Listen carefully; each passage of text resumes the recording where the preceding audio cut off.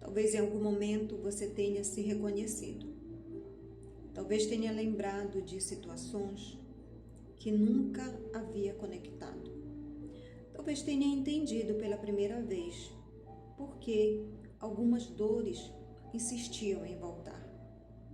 E se isso aconteceu, eu espero que você também tenha percebido outra coisa.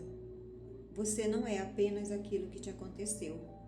Existe uma diferença muito grande entre carregar uma história e ser definida por ela. A sua história faz parte de quem você é. Ela merece respeito, ela merece acolhimento.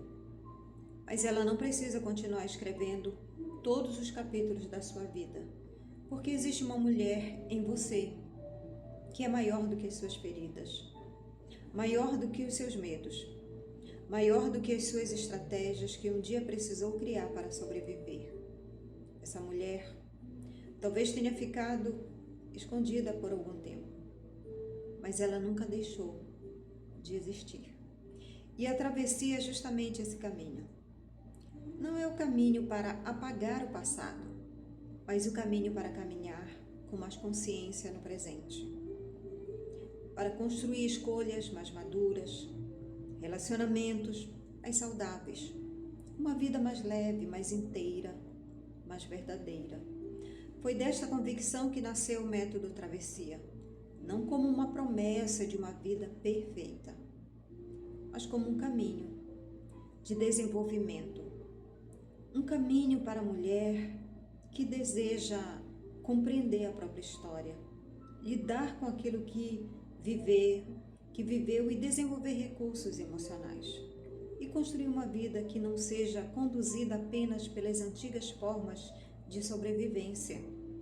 Porque adultecer é descobrir que hoje você pode cuidar de si de uma maneira que talvez nunca tenha percebido. É aprender a responder à vida com consciência e não apenas reagir por medo. Talvez essa seja a maior travessia de todas, a travessia de volta para si mesma. E eu quero deixar uma última reflexão. Imagine você daqui a alguns anos, quando olhar para trás, o que gostaria de dizer sobre este momento da sua vida?